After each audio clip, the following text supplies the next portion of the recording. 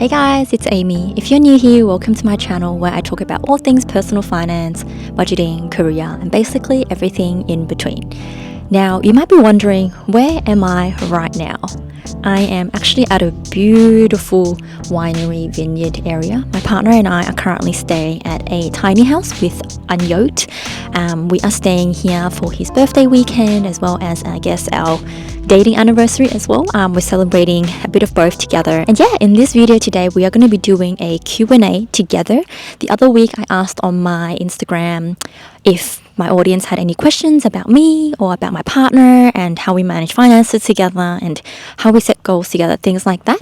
And yeah, there were a lot of questions that came through, but we won't be able to go through every single one. So we've picked the top 5 to 6 questions to go through together in this video. I hope that this video is helpful, especially if you are currently a couple who is looking to manage their finances together or looking to start open conversations about managing finances. So without further ado, let's get into it. Oh, and before we get started, I actually wanted to show you guys my beautiful view right now. It is absolutely breathtaking. Look at that. There are these little horses over at that end. There's about 4 of them, and they are absolutely gorgeous. Like, one of them is light brown and she looks like she's from a cartoon. She's so pretty. But yeah, I just wanted to show you guys the scenery around here. We've been here for a couple of days and it's really just breathtaking. I highly recommend, if you haven't gone on a tiny house escape or tiny house getaway, you have to do it. It's just one of those things where it really makes you appreciate life, and yeah, it makes you realize that you really don't need much in life except for a tiny house. Now, without further ado, let's actually get started with the Q&A now. Mr. Ames, please test. Testing 1, 2, 3. All right, good. Testing, done. All right, guys, so we are going to be going through some of the Q&A questions from the AMA that I have posted on Instagram the other week. And yeah, we're going to be going through maybe 6 questions. So we'll see how we go. We are currently still at our tiny house. It is very peaceful out here, and all I see is horses, trees, birds, and Mr. Ames staring at me. This is not a caravan. Well, it could be. This is a tiny house. Well, it basically is. It's not a caravan. Well, we could have this debate, but not right now. All right, so we are going to go through the very first question, and that is, Mr. Ames, what advice helped Amy go from fearful to fearless in her FIRE journey? I think that's a really good question. I'm actually just really relaxed in the sun right now. But I think we're both really relaxed. Can't even think properly. I think it starts with the foundations. I think Amy had she had the motivation to want to learn. I guess maybe growing up she didn't have the guidance. And really, to be honest, I was just explaining to her why it's important to think about investing and think about wealth generation. Yeah. And then I showed her sort of the ropes of how to get started.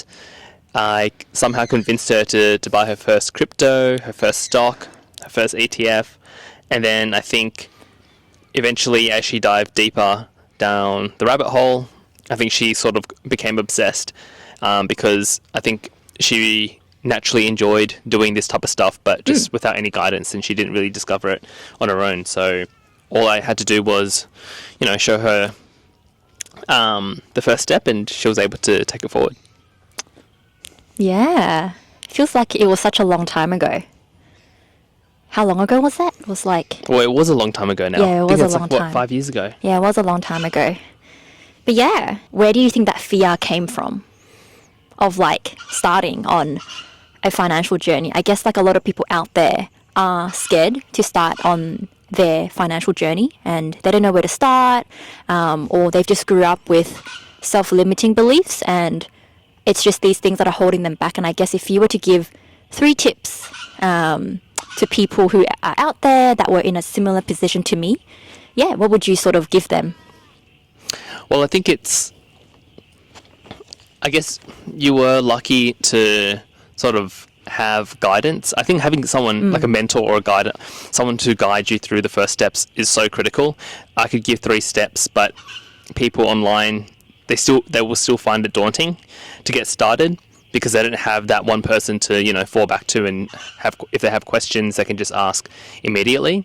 But I think just to keep things simple, I would, this is not financial advice, obviously, but Never I would think about financial advice. following some of the tips that Amy has shared, which is keeping it simple, such as using ETFs, which is like a basket of stocks. You don't have to do crazy amounts of research. You can just buy an index and invest into that. I wouldn't start with a lot of money. If you feel comfortable with just starting $100, you can just use $100. It's not a competition, it's not a race. But I think once you build up your confidence in making your first purchase or first investment, then you can roll it up. So it can get bigger and bigger. It'll get to a point where it's just absurd, like the money that you start dealing with. So now I'm at that point where I went from, you know, $100 a purchase to $1,000 to, you know, $50,000 in just one company. And I think once you build that confidence, it's, to be honest, to me, it's just a number. So if I'm doing the right things, it doesn't really change much. Yeah. I think even with me, I started with, in my first 6 months of investing, I started with $2,500. And that was across a few like ETFs, a few companies, just to get started and just to get comfortable with the idea of investing. And I realized like that you can research and you can look online and you can listen to podcasts, you can do all these things, but if you're not taking action, you just sort of always going to be, I guess, behind, and then you're just kind of not ever going to really grow on your journey. So you really need to take that first step and start, whether that's investing first or whether that's actually going to the very beginning of figuring out where your money is going. And for me, it was actually going back to the beginning of figuring out, you know, where I was spending my money and how come I wasn't saving as much as I should be. But yeah, everyone's journey is different, but I think it's important to know that there's no right way of, you know, going about your financial journey. I think the key step is to get started. Yeah. Cool. So we will go to the next question is, what individually caused you and Mr. Ames to get interested in investing? Question mark. Self-taught? Question mark. You want to go first or do you want me to go first? You can go first. Okay. So obviously, as Mr. Ames has shared, my interest started when Mr. Ames casually asked me whether I was investing. And at the time, I was definitely not investing. I also hadn't started my financial journey. I also was not saving properly. I didn't really have any set financial goals either. So for me, the interest started from a question, and then that led into a rabbit hole of researching into like ETFs and individual companies. And I think it was really helpful that I have a partner who's also just as into finances as I am now. And I think because we're both quite interested in it, it keeps the journey interesting because we get to find out about like what both of us are investing in, and I think that keeps the longevity of the investing journey fun. But yeah, I think what caused me initially to get started in investing was really some simple conversations I had with Mr. Ames, and then that I just went spiraling into researching, and then yeah, I figured out like the benefits of investing, and that's why I still invest today. On to you. So my one was, the reason why I got into investing was actually, I think, my dad or my parents. So we didn't really grow up with much, just very average, grew up in a very average working class family. And one of my things, to be honest, all I remember my dad constantly reminding me back in the days was that he didn't want me to go through the struggles that they had to. So he would sprinkle all this advice or financial advice throughout my childhood. He would tell me to, quotes, let your money make money for you. he would say, always save up your first pot of gold so you can make an investment, so the money can make money for you. And he would always just constantly remind me about these concepts of investing. Even though he wasn't, I would say he did okay, he wasn't the best with his own financial endeavors and investments, but I think he had the right sort of perspective and teachings. I think he sort of guided me towards the right direction. So then when I think it was when I was 20 or 21, I made my first real estate investment. And then I think when I was 23 or 24, I made my second one. And then shortly after that, I think I was around 17. Oh, no, sorry. I was around 25. By that time, I had started to invest in the stock market. And then in the last sort of 4 or 5 years, I purchased more real estate investments, and I went ham with my stock portfolio. So I pretty much invested everything, all the cash that I had, and I've just moved a lot of money into that. So really, my journey was, I would say, guided by my dad, because my mum she didn't really have much to say when it came to the finances, just because she purely doesn't trust herself with her finances. She's not savvy in that way, so she lets my dad manage it all. And then my dad, was constantly reminding me and guiding me towards that direction. Cool. Thank you, Mr. Ames, for that. High five. Hoi. All right. Next question. What are some of your financial goals as a couple? So I shall go first. Maybe I'll list out maybe 2 of our financial goals, or 1, and Sure. then we are, you can continue. So I guess one of our financial goals together is to reach financial freedom. We are on this journey together to reach that because we want more time and freedom back to do more of the things that we love, such as being out in nature, spending more time with family, just having more time back to not be locked down to anything. And I think that's obviously a journey that we have started together, even though we might be on a different scale in terms of numbers. We are still on the journey together, and I think that's one of the key financial goals that we have currently as a couple. And I will give the second one to Mr. Ames.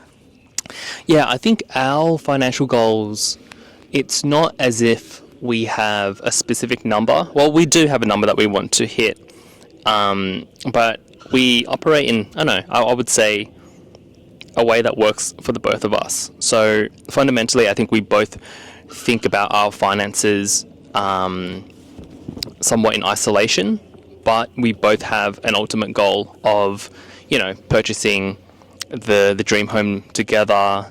All the big purchases will be done together, but because we both have such different risk appetites when it comes to our investments, it doesn't make sense for us to put it all together.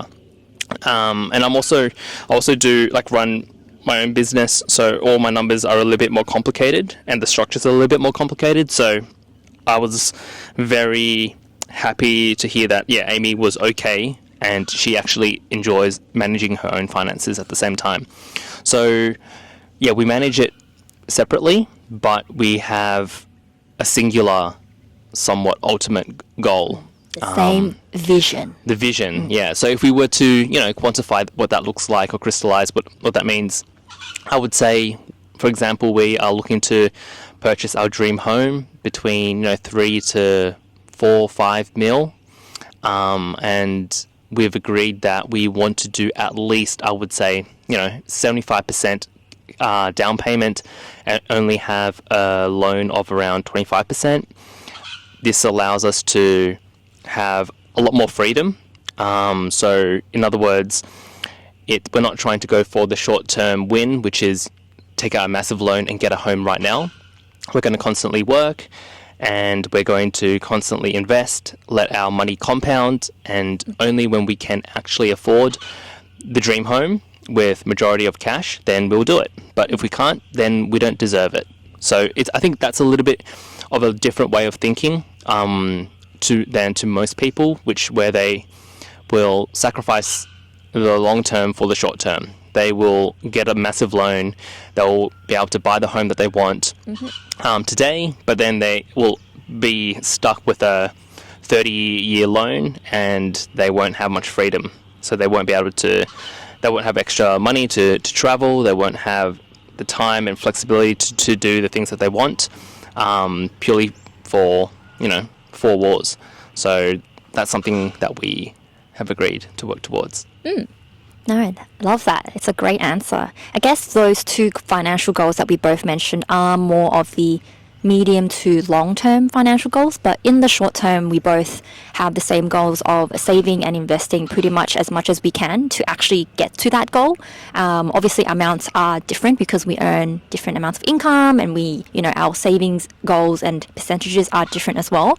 But in the short term, the goal is to basically, save and invest as much as we can, and we still enjoy the little things in life. But I think it's really important to set those short-term goals because there's like a little tractor there and the horse is running.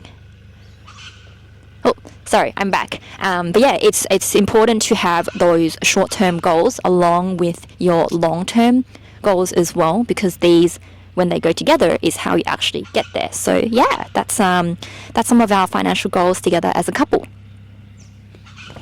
Okay. Right. The next question is, one of our friends asked this. When baby, my real question is, what do you think you'll do differently financially when you have a baby? Who wants to go first? You can go first. I shall go first. So, when baby, eventually, sometime in the future, but the real question is, what do you think you'll do differently when you have a baby? And to answer that, I think we have spoken about this, and not in super detail, but the main thing that we would do differently is actually setting up a joint investing account together. So right now we do invest separately. It just makes the most sense for us, and most of our finances are separate, which is what we are most comfortable with, and it's worked, since the day we started dating. So we don't see a need in changing that, and I really don't think we will once we actually have kids. We are married now, and we still keep our finances separate, but we do have joint accounts or savings and cash and all that. But the main thing that we would do is actually open an investing account together for the family. I think that's one of the main things that we would do differently when we have kids. On to you, Mr. Ames. When it comes to having kids, I think it's too hard to really know, to be honest. But I think I'm with Ames, where we will definitely have an investment account that's open up for them, and we'll both be depositing into that, working towards that joint account. But for me, I wouldn't overcomplicate it at first. We will need to assess how much it actually, additional cost is required, and then we will figure out how we would move forward that way. But I think sometimes, maybe to be honest, we're maybe very fortunate. Amy and I have great jobs, and finances aren't a major struggle for us. But obviously that is the result of constant, investments and discipline for many, many years. But I think that's the great thing about having good financial literacy and discipline. When you have kids, it's not actually a major thing. So I think that's why a lot of people should, if you're watching this video, you should take your financials seriously, and you should try to learn more about your finances, have discipline, because for me, it's not much of a worry. If we have 1 or 2 kids, have 3 kids, it doesn't really change too much, because we've been working towards a healthy financial structure for us, that a lot of the costs can be covered with our own investments. So, that's my honest answer. Yeah. as you can tell. It's not a big deal.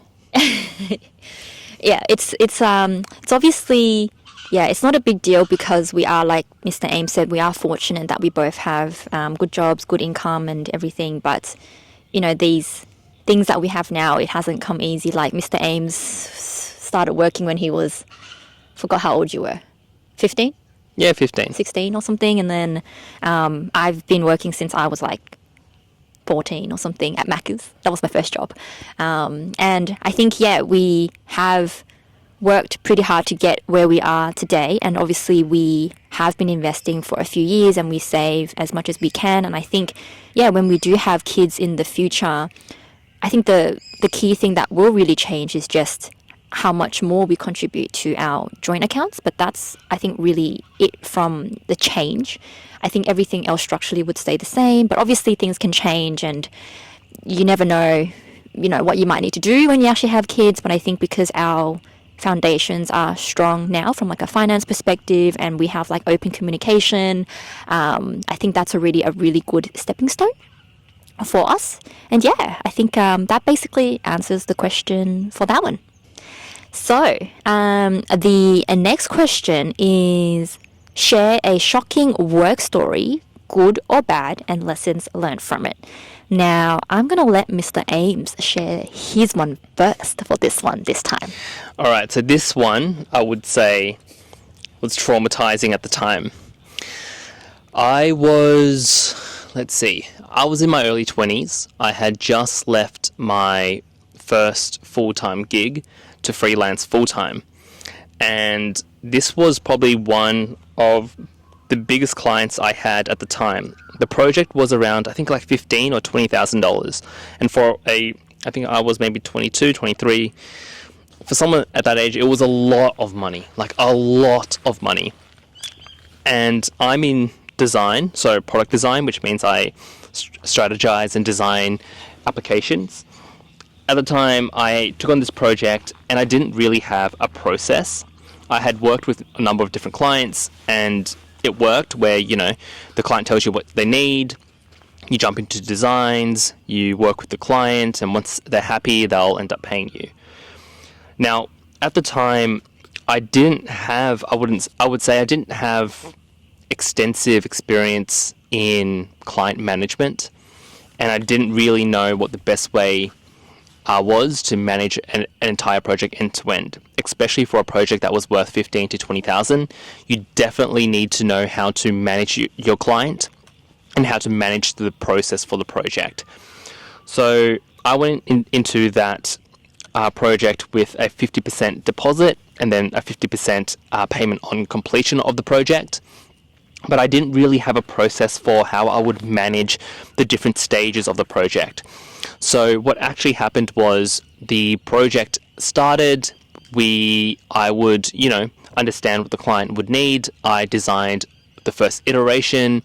I would do the second iteration. I would send it to a client. They would tell me what they would want to change. And that entire process, going back and forth, did not end. Normally, most of the projects at the time would end at around 3 different iterations, but this one just kept going. And because I felt like this was such a large project, and it was probably the most money I made at the time, I felt bad, or I didn't want to tell the client that that was enough. So it just didn't end until the project just continued, and I got to a point where I was so frustrated and I was so done with this project. I thought to myself, I can't do it. I cannot do this anymore. So I offered to refund the client all the money and give them access to all the work completed and call it quits, because there's nothing else that they can do. Like, if they've taken the money back, they've got all the design work, it's practically me doing all that work for free. So from a legal standpoint, I was covering my ass. And that actually happened. So I still remember I was at my grandparents' place.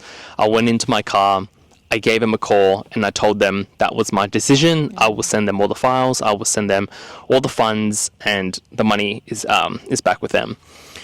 So after that project, I was traumatized. I didn't want to do any more client work. I was so I was so just beaten up by the process, and I was devastated that I had to lose around $15,000 at the time. So after that project, I told myself I need to become a lot better when it comes to managing clients, managing a process, and just being more in control. And I think that lesson that I learnt has helped sort of solidify my process and understand the importance of communication and having clarity and being in control. And I've taken that into all aspects of my life today. So that was a very important, a very important lesson that I learnt. And has that happened since, or that was the last time? That was the last time. Happened? So after that, every single project that I worked on, there was a very clear upfront communication and around expectations of projects. I had a very strict process when it came to client iterations, and I would control all the conversations and all the touch points of a project. So I would never have clients push back because I would always be setting the right expectation the step before. So there were lots of little things that I implemented into the process, and since then I never had to do a major refund ever again. And surprisingly, when you have good communication with clients, they're generally actually pretty happy. So it was actually, I believe, it's always the service provider's fault when these types of situations happen. You're either not transparent enough, or you're not communicating enough, and you're not setting the right expectations, which leads you into these situations. Yeah, no, that's thank you for sharing that, Mr. Ames. So my one is somewhat different to Mr. Ames' one. So my one was after I had quit the Big Four at the time. I had basically was applying for different roles because I was so fed up with the hours and the pay at the Big Four. So I was applying for different roles, and I didn't really know what I wanted to do. So I applied for this one role that was in accounting, out of, I guess, desperation of getting out of the Big Four. And usually I would, wait to actually get the offer first. But with this instance, I didn't wait. I just quit, and then fortunately I was offered the job, and once I had left the Big Four, I started at this new role. And I think the main thing that started, I guess, happening at this role was that the manager I had at the time was someone who, I don't think she had bad intent, but I think she probably had a lot going on in her life, and she would micromanage the entire team. And it was to the point where she would pull me up just because I had forgotten to reply this one email that she had sent to me in the most narcissist way. And I think, I really don't think she still had bad intent till this day, because she probably just had so much going on in her life that I had no idea what was going on. But I would also see her treat my other colleagues quite, I guess, not in the nicest way. And it was just really hard watching. And I guess from that, I learned that, and I didn't actually stay in that role for very long. I was in that role for 9 months, and the one person that she was actually, I guess in a way, bullying, had actually left as well, not out of his own free will, but I left eventually after around 9 months. And the main lesson for me that I learned from that was actually not, just taking a role out of desperation, because I actually didn't go to the interviews with the intent of asking more about the work culture and sussing out what the manager's style was and like whether I would get along with them. I kind of just wanted to get out of the Big Four, so anything was going to be good. And in a way, I actually don't regret taking on that role, because then I learned over the years of working that every time I go into an interview, or every time I prepare myself for a new role, I always make sure that I ask what the culture is like at the company, but also in the team. There was one time I specifically asked to speak to members of the team outside of the managers who were interviewing me, because I really just wanted to get a sense of what it would be like working in the team, not just with the bosses. And I think doing that every time, I guess, I get a role, or when I'm in an interview towards the end, when I know that I'm pretty close to landing the role, I always make sure that I, suss out the work culture and see what the working environment is like there, because that's really important. And no matter how good the pay is, or the work might be interesting, or how challenging it is, it's just really important to work with people that you enjoy working with. And your boss needs to be someone that you get along with and doesn't treat you like you're someone who's a kid who needs to be micromanaged, like someone who actually trusts you to do the work and is able to let you be sort of free, but still have like obviously conversations with you that are like mature. And yeah, I think it's just really important to have that working culture and environment that lets you thrive and not be like let down. And I think, yeah, that's sort of the key lessons I learned from mine, and that's my work story. So that is the 5th question that we have done. Are we good? We're good. We're good. All right, so that's really it. Thank you, Mr. Ames, for being on Amy's little channel that has, I don't know how many subs I've got right now. I don't know, like 500 and something subs. Tell your friends, your kids, your family, your parents. Tell everyone to sub to this channel. And like the video. And subscribe for more videos like this in the future. Because, yeah, I'm going to be sharing more on YouTube in long form content. I'm really excited. As you can tell, I talk a lot, and doing short form is just really hard. Sometimes I just can't get all the messages across. So yeah, going to be doing more long form content, and stay tuned for more. Thanks for watching, guys, and we will see you and hear Mr. Ames another time. Ciao Bella and See Bello. you guys. Bye bye.